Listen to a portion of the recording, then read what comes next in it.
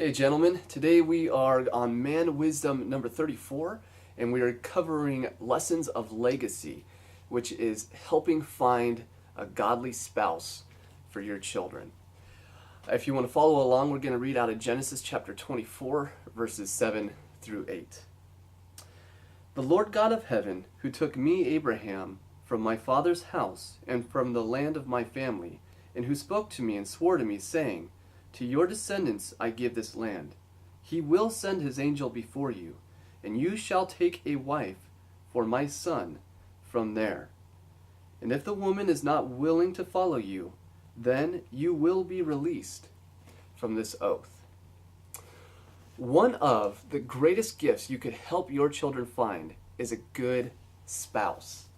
James 1:17 says that every good and perfect gift is from above, coming down from the Father of heavenly lights. And there is not much more of a perfect gift than could be found in a godly spouse. If you're a parent and you believe God desires your children to be married one day, it should be your focus to ask God to bring them a godly spouse that will be faithful and good. Abraham trusted that God would assist him with the great task of helping find a woman that would bless his son Isaac. I mean, after all, Abraham only had so many years to bless Isaac, and he knew that one day he would pass on, which would leave it up to others, most of all Isaac's spouse, to bless his son. A good spouse is one of the greatest gifts you could help give your children, help lead them to. A gift that will help bring them peace and joy and fulfillment and contentment and purpose.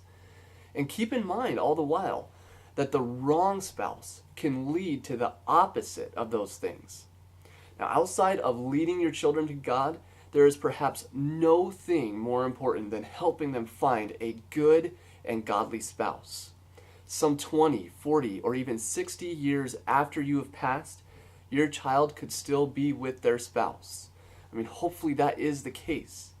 And what kind of years do you want them to have after you have gone? A spouse does a lot to define those years. Now, of course, it is not all on you to find your children a godly spouse.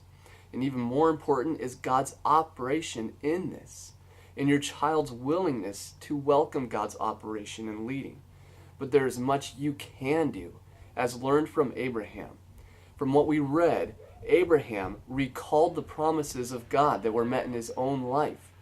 Abraham had full faith and trusted that God's operation was at work for his son's life. Abraham was willing to not let things work out as he had planned them. He didn't control, he trusted God. And that can be a big one for us as parents. Most of all, more than anything, Abraham simply did this. He prayed for God's blessing, a blessing that would carry over into his son's life. Your encouragement is to do likewise as Abraham and just see who God one day brings into your child's life. So here's your action for this. Pray for your children to find a good and godly spouse, that God would lead them in that search. Ask God where your part is with helping your children in that search and the wisdom of how to operate in that. God bless you. I hope this was helpful this week, and we'll see you next week.